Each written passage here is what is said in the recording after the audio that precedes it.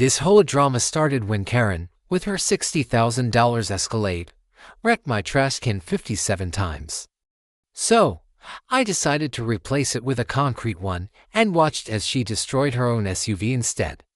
What began as a simple morning of property destruction ended with criminal charges, a $12,000 settlement, and one very costly lesson about picking the wrong neighbor to mess with. Imagine this: the sharp crack of plastic shattering breaks the quiet morning, followed by the loud scrape of a bumper dragging against the pavement as a pearl white Escalade speeds away, leaving my trash scattered all over the driveway again. But here's the thing about bullies: they never expect their victims to fight back with solid evidence. By the time I was finished, this self-appointed HOA enforcer had wrecked her own car, uncovered a $47,000 embezzlement scheme, and learned the hard way that some neighbors won't back down just because they've got clipboards and fake authority. Seriously, what would you do if your neighbor treated your property like their personal demolition derby every single morning? Drop a comment and let me know where you're watching from. I want to know if this kind of whole madness is happening in your town too. Let me explain how this all started. I'm Marcus Holloway, 45 years old, and I've been an electrician for 22 years. Recently divorced and fighting for joint custody of my two kids, Emma, 16, and Tyler, 14. We live in Pinewood Gardens, a typical HOA neighborhood in suburban Ohio, where everyone's lawn must be exactly 2.5 inches tall and mailboxes are limited to 3 approved colors. I bought the corner lot house 3 years ago, right after the divorce, thinking it would be a fresh start. The kids would have their own rooms, the schools were good, and it seemed like a safe neighborhood. What I didn't expect was dealing with Brenda Whitmore, a 52-year-old widow who made herself the neighborhood's compliance officer, a title that doesn't even exist in our HOA rules. Brenda drives a massive pearl white Escalade, bigger than some studio apartments. She moved here after her husband passed away. No kids. Retired from managing a bank downtown, and she's got the whole rules memorized. She treats the HOA dues like her own personal slush fund and is best friends with the HOA president, Gerald Thornfield, making her basically untouchable. Now, here's the important part. Because I live on a corner lot, I have to put my trash bin by the street every Tuesday morning for pickup. City ordinance says it has to be within 3 feet of the curb, so I place it right at the edge where Brenda takes her morning power walk at precisely 6:15 a.m. The first incident happened on a Tuesday in September, the second week of school. I was getting the kids ready, coffee brewing, with the familiar diesel rumble of the garbage truck still 20 minutes away.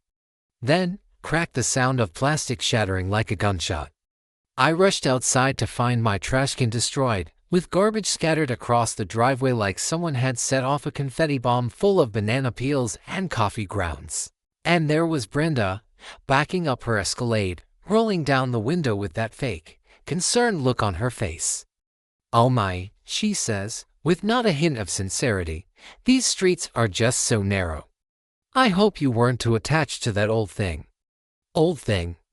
I had bought it just the week before for $23 at Home Depot, but I kept my cool. Figured it was an accident. I spent 20 minutes picking up soggy cereal boxes and coffee filters while the smell of diesel exhaust lingered in morning air. Emma and Tyler watched from the front window, clearly embarrassed that their dad was crawling around in his pajamas. That first week, it happened 3 more times. Same routine, 6:15 sharp, the rumble of her oversized engine, the sickening crunch of plastic meeting steel, then silence as she drove away. By Friday, I started to have my doubts. By the following Tuesday, I was certain it was deliberate. Mrs. Olivia, my elderly neighbor across the street, confirmed my suspicions. In her careful English, she told me, "She takes the long way around on purpose. Plenty of room on the other side, but she drives right next to your trash can every time." I decided to confront Brenda. I caught her during one of her afternoon walks and said, "Hey, about the trash can situation." But she cut me off with her overly sweet smile. "Marcus," she said, "I understand you're new to community living. These streets were made for normal-sized vehicles, not oversized bins blocking traffic. Maybe you should consider adjusting the timing of your trash placement. Adjust the timing. Like there's some magical moment when the garbage truck doesn't need the can at the curb. That night, I dove into research property rights, HOA rules, and municipal ordinances. I found out that trash cans placed on public property are still considered personal property. More importantly, our HOA had no rules regarding the timing or materials of trash placement, as long as the cans weren't visible from the street except on collection days. By the end of the month, I'd replaced 4 trash cans, spending $92. The kids were getting stressed by the daily drama, and my custody evaluator had started taking notes about neighborhood stability. Something had to change. That's when I noticed the smirk. Brenda started locking eyes with me during her morning demolition runs, a little satisfied smile that said she knew exactly what she was doing. Game on!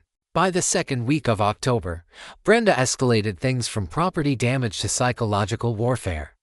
I came home from a job site one day to find a certified letter waiting for me, the kind that makes your stomach drop before you even open the envelope. The thick paper felt expensive in my hands, and the smell of fresh printer ink told me this wasn't some generic form letter. It was a notice for improper trash receptacle placement creating a traffic hazard, written in legal language that would make a paralegal proud. It cited Section 4.7.3, no obstruction of vehicular traffic, and gave me 72 hours to fix the issue or face a $50 daily fine. She had clearly rushed this through while the whole board was still recovering from the documentation I presented at the last meeting. That's when my experience troubleshooting electrical codes paid off. When something doesn't add up, you dig deeper. That night, I dove into municipal law like I was hunting a short circuit. After 3 hours of cross-referencing city ordinances with county regulations, I struck gold. The city code clearly states that trash cans must be placed within 3 feet of the curb on collection day. More importantly, the HOA has no authority over the public right-of-way. They can't regulate it. I remembered reading about a similar case in California where a homeowner had won against their HOA with the same argument. I spent the weekend building my defense like I was preparing for the electrical contractor's exam all over again. I installed a Ring doorbell camera to perfectly capture the morning routine. $47 well spent for peace of mind. I had a professional survey confirming my placement was fully compliant with city regulations, and I even convinced Mrs. Olivia to provide a written statement, though her hands shook slightly as she signed it. "I don't want trouble," she whispered, "but this isn't right." Meanwhile, Brenda was busy acting as the social media prosecutor. She flooded the Nextdoor app with posts accusing homeowners of recklessly endangering children and creating dangerous corner obstacles, forcing drivers into oncoming traffic. The comments section became a battleground between her 3 loyal supporters and everyone else who thought she'd lost touch with reality. Then came the twist that revealed just how desperate she was getting. A friend of mine, Dave, works at City Hall in the permit office. We'd worked on electrical projects together, and he called me on Tuesday morning with some interesting news. The city had received 4 separate complaints about my dangerous corner. Each complaint had a different perspective, but was obviously written by the same person. The timestamp showed all 4 complaints had been filed within 15 minutes at 2:47 a.m. Professional detective work. Dave laughed as he told me, "Either your neighborhood has a bunch of insomniacs with the same writing style, or someone's working overtime to build a case against you." By Thursday's board meeting, I had a folder thick enough to choke a horse. The community center smelled of industrial carpet cleaner and years of boring municipal meetings. 12 homeowners showed up, a record crowd that had President Thornfield nervously adjusting his tie every few seconds. Brenda sat at the board table, wearing a navy blazer that screamed, "I mean business," but I could see her hands tremble as she reached for her water. She knew what was coming. When they called for old business, I stood up with my documentation.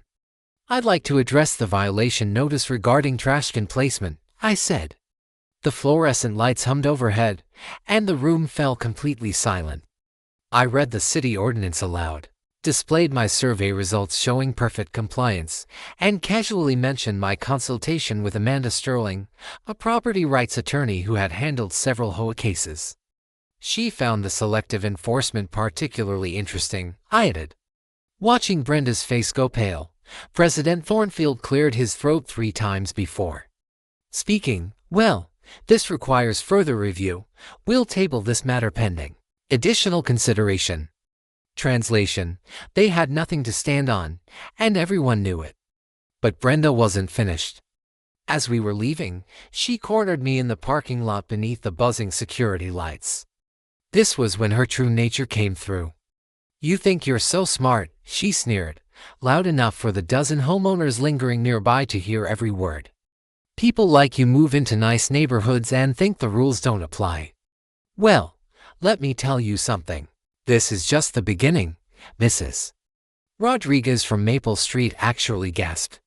Jim Torres, the maintenance guy, suddenly found his keys extremely interesting. The racial overtones were thick in the hot October air, hanging like smoke from a house fire, obvious to everyone present. My phone, casually tucked into my shirt pocket, caught every venomous word. That night, Emma asked why the mean lady disliked us so much, and Tyler wondered if we'd have to move again.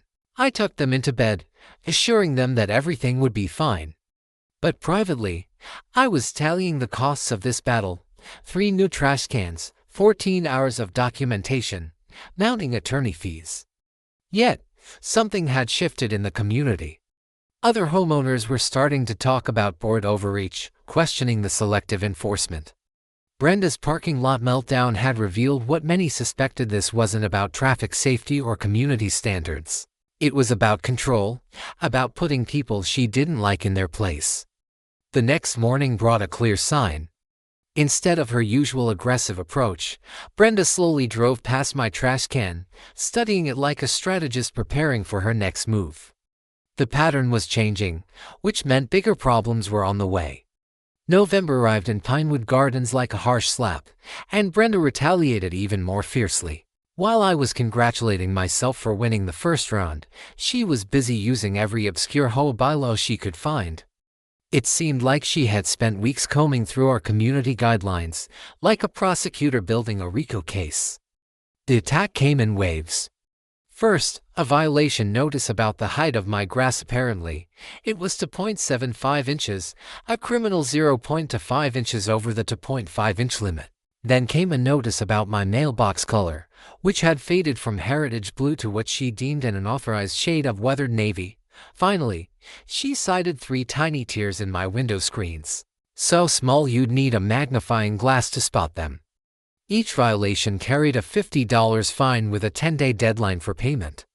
The kicker: I spent an entire Saturday afternoon walking the neighborhood with a measuring tape and camera, documenting the same violations on 14 other properties.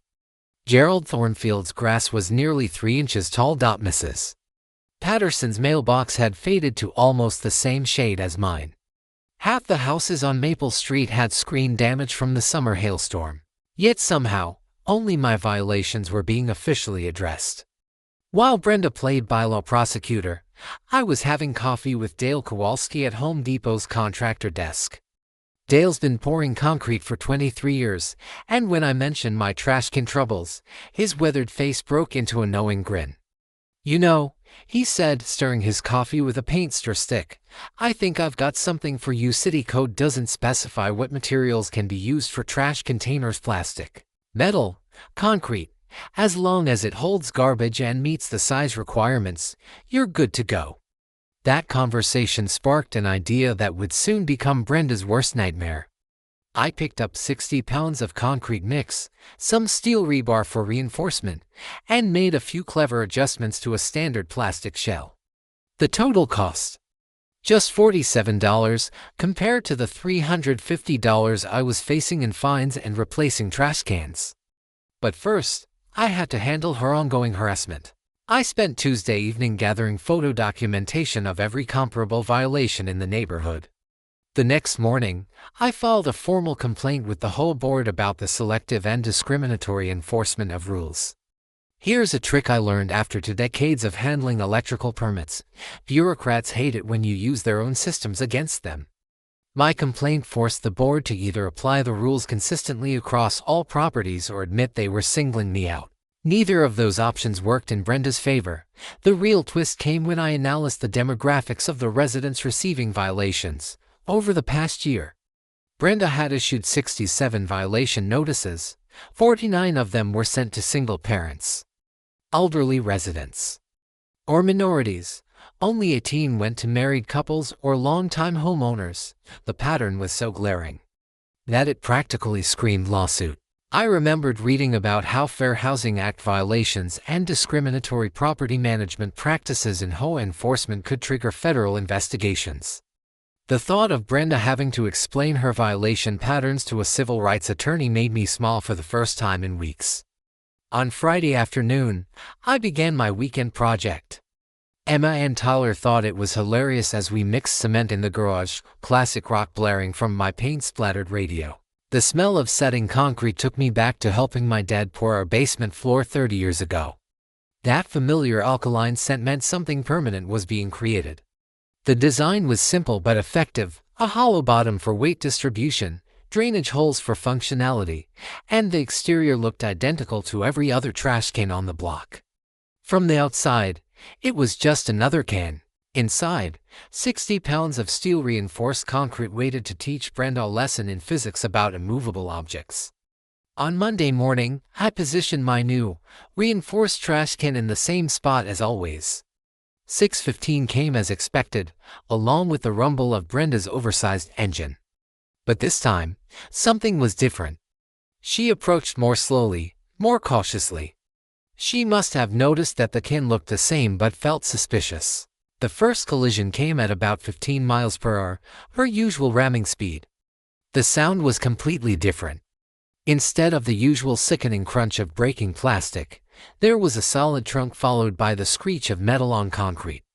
Her Escalade's running board bent like aluminum foil, while my trash can sat there, looking mildly offended. I watched through the kitchen window, coffee mug warm in my hands, as Brenda sat in her SUV for a full 30 seconds, clearly baffled what had just happened. She revved the engine and tried again from a different angle. Same result: more damage to her vehicle, no damage to my concrete fortress. The beauty of the whole setup was that it was entirely legal. No city ordinances were broken, and no HOA rules were violated, just a homeowner improving his trash receptacle with better materials. If Brenda wanted to keep ramming it, that was her choice, and her insurance claim to file.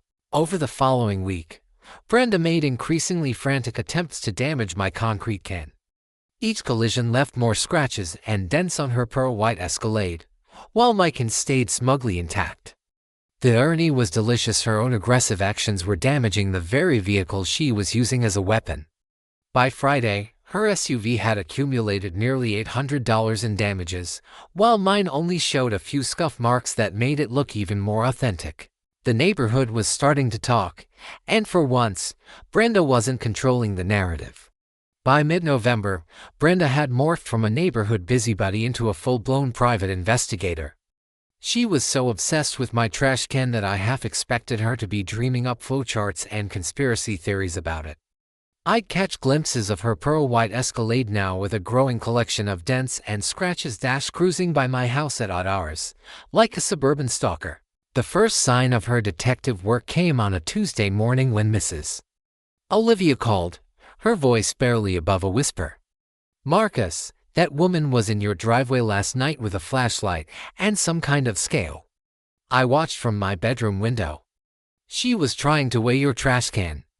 I couldn't help but laugh at the mental image: Brenda, probably in her navy blazer and sensible shoes, sneaking around my property at midnight with a bathroom scale, trying to solve the mystery of the indestructible trash can. She definitely needed a hobby that didn't involve trespassing. Her investigation only grew more intense throughout the week.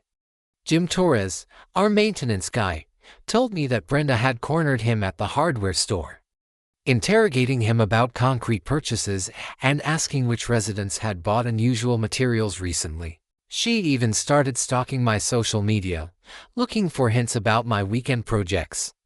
But the real twist that revealed her desperation came when she tried to weaponize city bureaucracy again.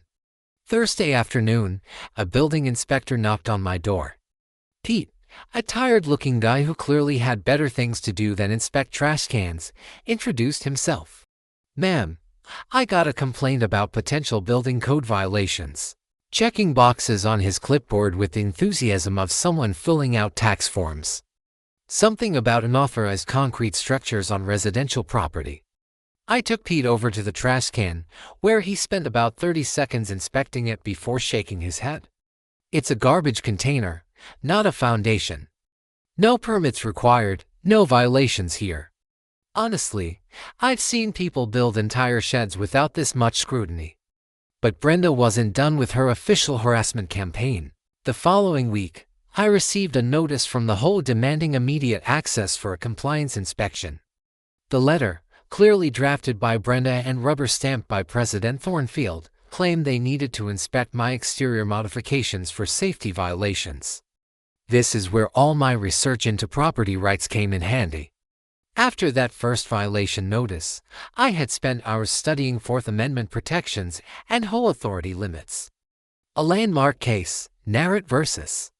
Lakeside Village, had ruled that HOA letters can't conduct fishing expeditions on private property without specific cause or emergency circumstances. My response was polite but firm: no access to private property without a court order or genuine emergency. If they wanted to inspect my legally compliant trash can, they could do so from the public sidewalk, just like everyone else. The scent of Brenda's frustration was almost as satisfying as the fresh concrete. Meanwhile, her vehicle was turning into a mobile advertisement for the durability of steel-reinforced concrete. Every morning, she made new attempts to ram my trash can, and each time, her Escalade suffered fresh damage. The running board was now hanging at an angle like a broken wing. The front bumper had spiderweb cracks, and one of her headlights was developing a concerning rattle. The neighborhood was starting to take notice. During my Saturday morning coffee run, I overheard 3 different conversations about the crazy woman who kept hitting the same trash can. Mrs. Rodriguez had started timing Brenda's morning routine, while the teenagers on Elm Street had apparently started a betting pool on the daily collisions. Emma found the whole situation equally hilarious and embarrassing. "Dad, kids at school are asking if we're the family with the concrete trash can lady," she said during dinner. I don't know if I should be embarrassed or take credit for having the coolest revenge story in the district. Tyler, ever the practical one, chimed in, "Seriously, Dad, we could sell tickets to watch the morning show. We could charge $5 and fund my college education just from the neighbors wanting front row seats to the demolition derby." The real turning point came when Patricia Lopez, the only reasonable member of the whole board, pulled me aside after a neighborhood event. In a quiet voice near the community center's coffee station, she gave me crucial information that changed everything. "Marcus, you need to know that Brenda's been having private meetings with Gerald about getting more enforcement power. She wants the board to approve property inspections, material restrictions, and even contractor background checks for home improvement projects." But Patricia's biggest reveal was financial. She's also been pushing for approval of maintenance contracts with some company I've never heard of. Every time the budget comes up, she's got these detailed proposals ready, almost like she's been preparing for months. That night, I started a new kind of investigation. If Brenda was so determined to control neighborhood projects and push specific contractors, maybe her motivation wasn't just about power, it might be about profit. Public records are a goldmine if you know where to look, and municipal contract databases can reveal some eye-opening connections about who's getting paid for what. By Sunday evening, I discovered something that made her obsession with my trash can look like a minor issue. Brenda Whitmore wasn't just a control freak, she was running a scam. And my concrete fortress had unwittingly threatened her entire operation. Sunday night research sessions were usually spent helping Emma with her history papers or Tyler with algebra homework, but this night was different. I was buried in the city's public contract database, following a hunch that Patricia Lopez's warning had planted in my mind like a splinter. I started simple searching for recent business registrations under the name Whitmore. What I found made me stop, set my coffee down, and lean closer to the screen. Whitmore Construction LLC had been formed 6 months ago, with Brenda Whitmore listed as a 40% owner and her husband Richard as president. The timeline sent a chill down my spine. The company was formed in May, the first home maintenance contract bid was in July, and my harassment campaign started in early September. The connections were impossible to ignore. I spent the next 2 hours digging deeper into public records, and what I uncovered would have thrilled any forensic accountant. In the past 4 months, Whitmore Construction had been awarded 7 different maintenance contracts by the HOA board: landscape edging, sidewalk repairs, community center touch-ups, and playground maintenance, totaling $23,400 in work. The bidding patterns were telling the real story. On every single contract, Whitmore Construction had underbid the competition by exactly $50 to $100. It wasn't enough to raise suspicions, but it was just enough to guarantee they'd be selected. It was like watching someone play poker with marked cards, technically legal, but obviously rigged. But here's what really got my electrician's brain working overtime. Brenda had voted to approve all 7 of those contracts. 7 votes, 7 approvals, and 7 payouts to her family's business. The conflict of interest was so blatant, it practically had neon lights around it. I remembered reading about fiduciary duty violations during my earlier legal research. Board members are required to disclose any financial interests in vendor contracts. Failure to do so violates state nonprofit corporation law and opens the door to both civil lawsuits and criminal fraud charges. The evidence was sitting right there in digital black and white: business registration documents, whole meeting minutes, contract award records, bank deposit slips from the association's monthly statements.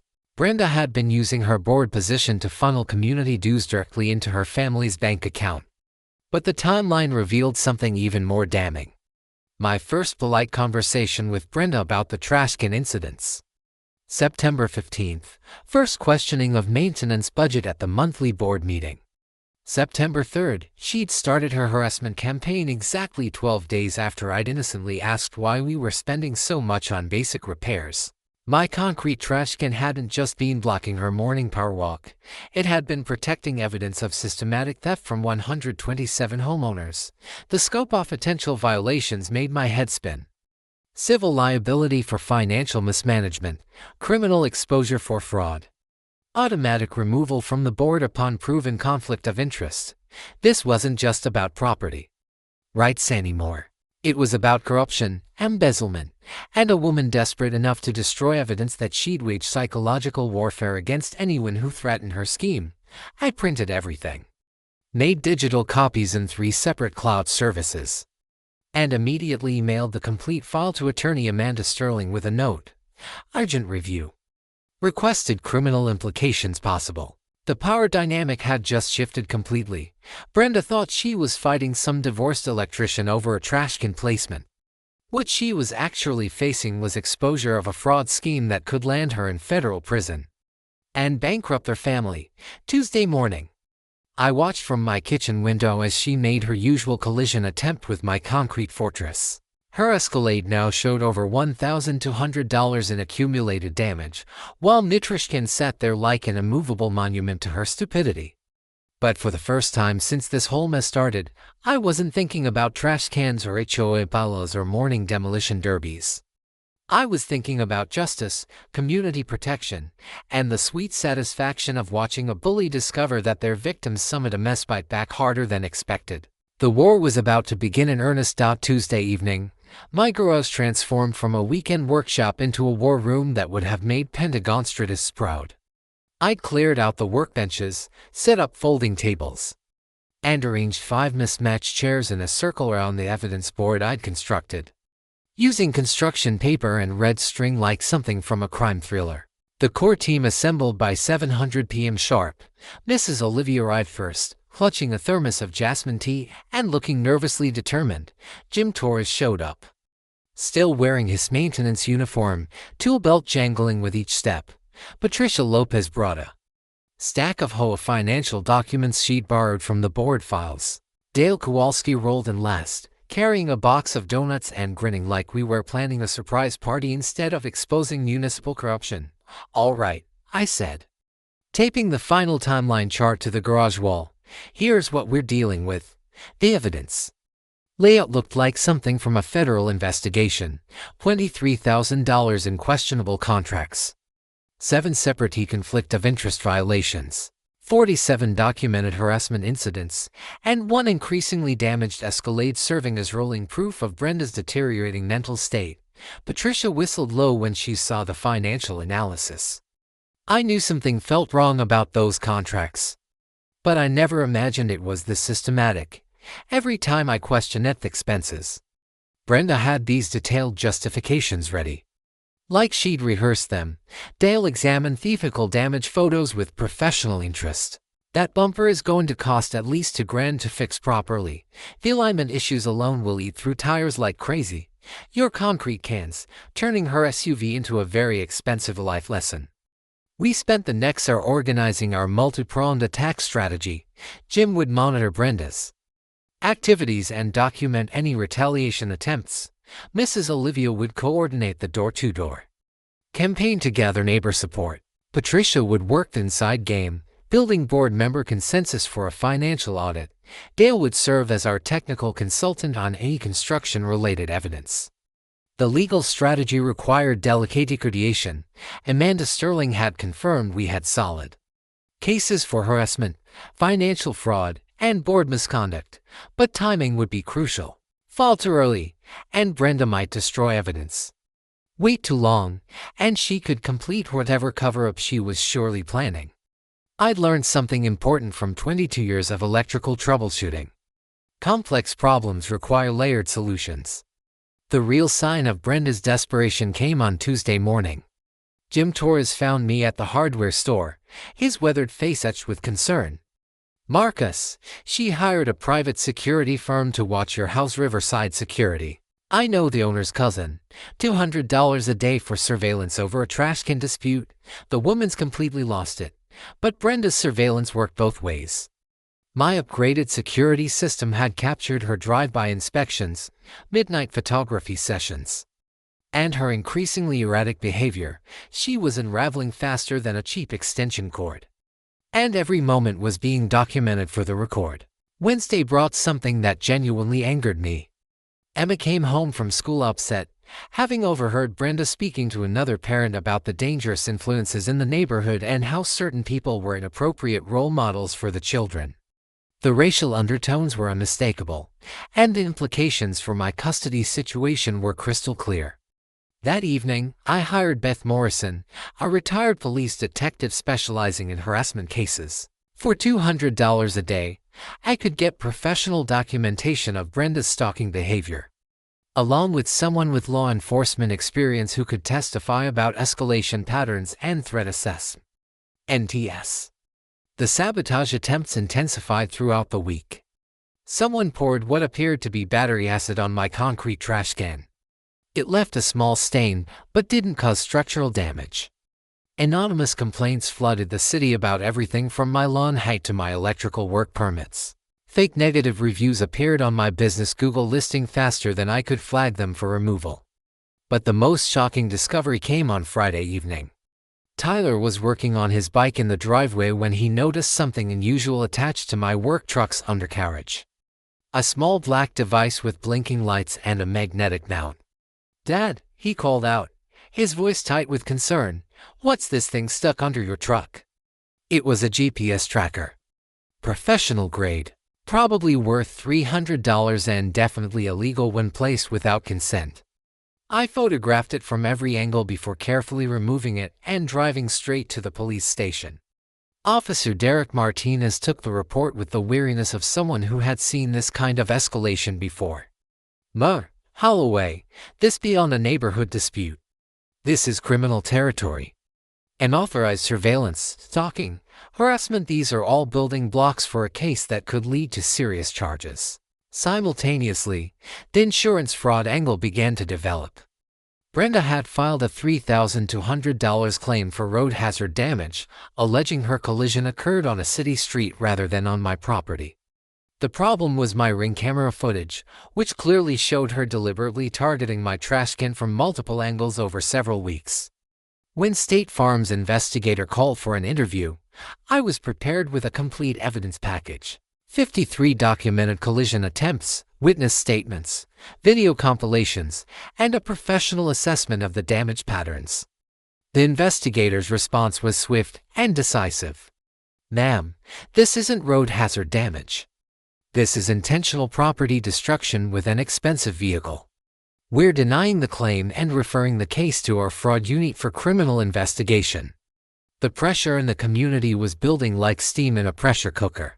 Our Facebook group had grown to 94 members, sharing increasingly outrageous stories of Brenda's behavior. Mrs. Patterson reported harassment over her rose bushes, and the Johnsons on Oak Street had received violation notices for children's sidewalk chalk art. Even Gerald Thornfield had started distancing himself privately from her actions. Saturday morning brought collision attempt number 57. This time, Brenda's bumper completely detached, and she had to retrieve it from my driveway.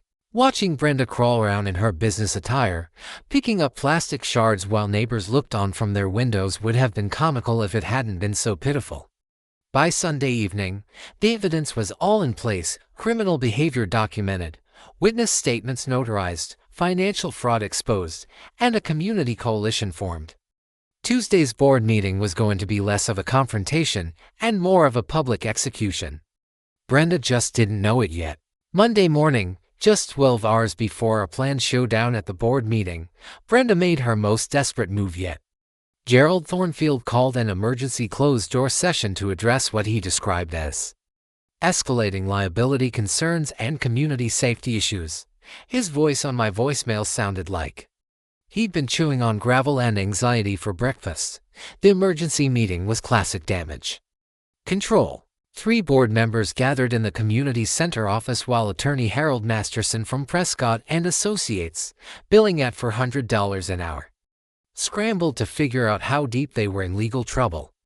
Through the blinds, I could see animated gestures and what looked like Brenda waving documents like surrender flags. Patricia Lopez texted me updates from inside the meeting. "Brenda's claiming you made terrorist threats. She wants emergency powers to seize dangerous modifications." Harold looks like he'd rather be defending serial killers.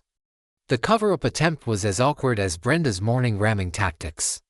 Someone had backdated conflict of interest disclosure forms for Whitmore Construction, but the digital timestamps on the mail server told a different story. You can't retroactively create ethics compliance, especially when the original contract votes are recorded in public meeting minutes. Meanwhile, the insurance investigation was picking up steam faster than Brenda's Escalade slamming into my concrete fortress. State investigator Maria Santos had subpoenaed HOA financial records, board meeting minutes, and all communication between Brenda and the association's insurance carrier. The paper trail was as obvious as a train wreck in slow motion. Tuesday afternoon brought the most shocking revelation yet. Richard Whitmore, Brenda's husband, called me directly, a move that required more courage than I expected from a man who had been watching his wife destroy their savings, one collision at a time. "Marcus," his voice barely above a whisper, "this has to stop. She's spent $8,000 on lawyers, surveillance, and vehicle repairs. Our insurance got canceled. The business is facing contract cancellations. I need to know, what would it take to make this go away?" I almost felt sorry for him. Almost. "Richard, your wife stalked my family, vandalized my property, committed insurance fraud, and embezzled from 127 homeowners. This isn't going away with an apology and a check." The twist that showed just how desperate they had become came 2 hours before the board meeting. Brenda filed an emergency restraining order petition based on completely fabricated evidence, fake threatening voicemails, doctored photos of aggressive confrontations, and witness statements from people who didn't exist. The petition was so poorly constructed that Judge Patricia Williams dismissed it without even scheduling a hearing. "Miss Whitmore," she said, "these recordings are clearly edited. These photos are obviously staged. And these witnesses appear to be fictional. Filing false evidence is contempt of court. Consider This your only warning. But Brenda's legal troubles were mounting faster than her failed collision attempts. At exactly 6:45, as Brenda was attempting to deflect questions about the Whitmore construction contracts, Officer Derek Martinez walked through the community center doors holding an official-looking folder. "Sorry to interrupt," he announced to the suddenly silent room, "but I have a warrant to serve regarding insurance fraud and stalking charges." The color drained from Brenda's face faster than antifreeze spilling from her damaged Escalade. Harold Masterson immediately began whispering urgent legal advice while Gerald Thornfield looked as if he were having chest pains. Game over. Checkmate. Time for the public execution. The community center had never seen anything like it. 127 residents, literally every homeowner in Pinewood Gardens, packed into a room designed for maybe 40 people, with another 15 media representatives setting up cameras as if this were a presidential debate. The air conditioning couldn't keep up with the body heat, and the fluorescent lights buzzed overhead like angry wasps sensing blood in the water. I positioned myself strategically in the third row, flanked by Mrs. Olivia and Jim Torres, with my concrete trash can wheeled in as exhibit A, sitting proudly beside the podium. The symbolism wasn't subtle. That 60-pound monument to her foolishness had become the star witness in what was about to unfold. Brenda sat at the board table looking like she'd rather be undergoing a root canal without anesthesia. Her usual navy blazer had been replaced with funeral black, and every few seconds she glanced toward the exit like a trapped animal calculating escape routes. Harold Masterson whispered urgent legal advice in her ear while Gerald Thornfield sweated through his shirt as if he were facing his own execution. Officer Martinez's entrance with that warrant folder had completely changed the dynamic. The room fell silent except for the mechanical whir of news cameras and the nervous tapping of Brenda's pen against the table, a rapid staccato that almost sounded like Morse code for "help me." Gerald called for order with a voice that cracked like a teenager's. "We'll now hear public comments regarding recent community concerns." I stood up first, carrying my presentation boards like a prosecutor approaching the jury. The room was so quiet you could hear the hum of the exit sign transformer. "Ladies and gentlemen," I began, my voice carrying easily through the packed space, "this isn't about trash cans. This isn't about HOA bylaws, property rights, or community standards. This is about accountability, transparency, and stopping corruption before it destroys our neighborhood." I walked them through the timeline methodically. 57 documented collision attempts, each one recorded in high definition. The GPS tracker illegally placed on my vehicle. The spray paint vandalism captured on security cameras. The fake insurance claims that constituted felony fraud. But the real highlight came with the financial presentation. Using a borrowed projector, I displayed the contract analysis that revealed $23,400 directly from community dues into Brenda's family business account. "Every month, you've been paying higher fees to fund Mrs. Whitmore's personal construction company," I announced, watching the shock spread across the audience. 7 contracts, 7 undisclosed conflicts of interest, and 7 violations of state nonprofit law. Next. The video compilation played 12 minutes of Brenda's greatest hits, set to the soundtrack of crunching plastic and scraping metal. The gasps and nervous laughter from the crowd accompanied the footage of her increasingly desperate collision attempts. Then came the moment I'd been waiting for. "Mrs. Whitmore," I said, turning to face her directly while the cameras rolled, "you've spent $3,400 on lawyers, destroyed your $60,000 vehicle, committed insurance fraud, and stalked my family over a $23 trash can. But the real crime is the $47,000 you've stolen from this community through your family's construction company." The room erupted. Neighbors who had been quietly complaining about rising HOA fees suddenly realized where their money had been going. Mrs. Rodriguez stood up, shouting something in rapid Spanish that likely wasn't complimentary. The teenagers from Elm Street actually started clapping as if they were at a concert. Brenda's response was everything I'd hoped for and more. She sprang from her chair like a jack-in-the-box, her carefully constructed composure finally shattering under the pressure. "This is harassment," she screamed, her voice reaching such a high pitch it probably bothered dogs 3 blocks away. These people don't understand property values or community standards. They come into decent neighborhoods and think the rules don't apply to them. The racial undertones in her words hung in the air like smoke from a house fire. Channel 7's camera captured every word, every gesture, every moment of her complete psychological breakdown. Mrs. Olivia actually gasped when Brenda pointed directly at her and shouted something about certain elements ruining the community. Harold Masterson tried desperately to control his client, but Brenda was beyond reach. She grabbed my evidence boards, attempting to tear them apart before Jim Torres and two other neighbors gently restrained her. Brenda was having a total meltdown on live TV, while Officer Martinez calmly took notes for his incident report. "I built this community," she shrieked, mascara running down her face like black tears. "I protected property values. I kept standards high. And this is how you treat someone who sacrificed everything for neighborhood integrity." Gerald Thornfield called for a recess, but no one was leaving. This was better than reality TV, more dramatic than a soap opera, and more satisfying than watching your worst enemy step on a rake. Patricia Lopez stood up amidst the chaos and made the motion everyone had been waiting for. "I move for the immediate suspension of Brenda Whitmore from the board. Pending criminal investigation and financial audit." The vote was unanimous 4-0. With Brenda abstaining while handcuffed to Officer Martinez's chair. Justice served concrete cold with a side of public humiliation. The aftermath unfolded like perfectly timed dominoes. Within 48 hours of the board meeting meltdown, Brenda's world came crashing down faster than her Escalade suspension under repeated concrete impacts. Tuesday morning brought her formal resignation. A terse two-line text claiming a hostile work environment and personal attacks.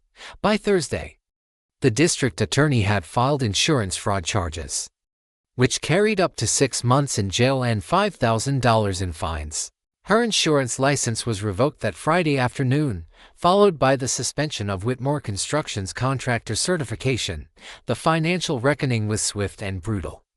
Our emergency HOA audit, conducted by Patterson and Associates CPA auditors, recovered $47,000 in overcharges and questionable contracts. Every homeowner received a $170 refund check. By Christmas, Pinewood Gardens' sweetest holiday gift ever.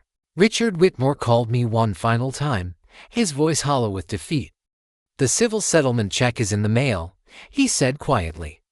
$12,500, as agreed. Brenda wanted me to tell you she's moving to Florida to live with her sister. I almost felt sorry for him. Almost.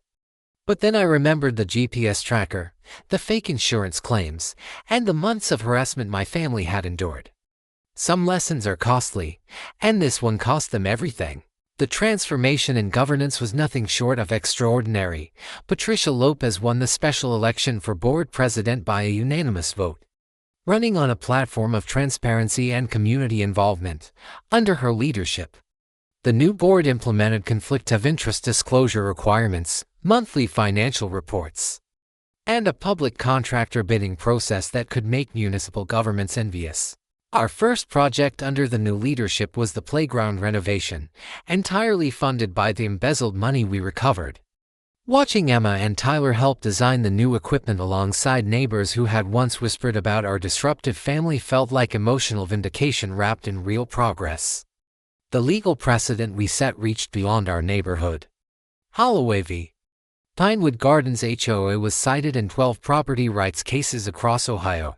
The state legislature passed the HOA Accountability Act, which mandated financial disclosures and audit procedures that insurance investigators praised as the gold standard for municipal oversight.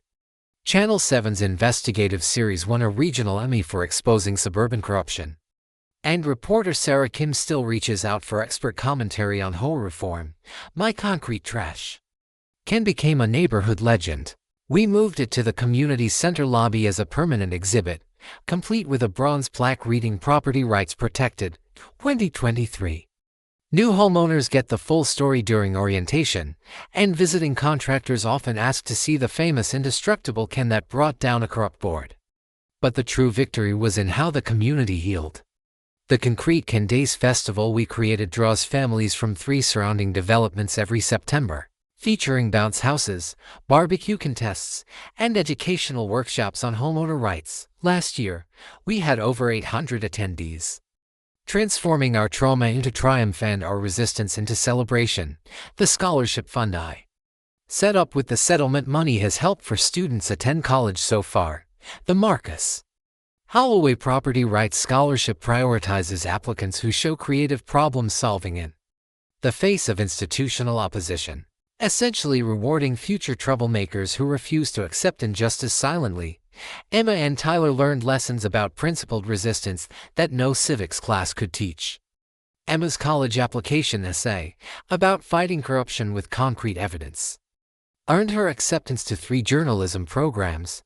Tyler launched a YouTube channel, Suburban Justice, where he covers HOA disputes across the Midwest with the enthusiasm of a teenage investigative reporter. What surprised me most was the personal healing. My custody evaluation improved significantly after the community rallied around us. The judge noted that children benefit from seeing their parents stand up for principles and protect family interests through legal channels, not violence or surrender.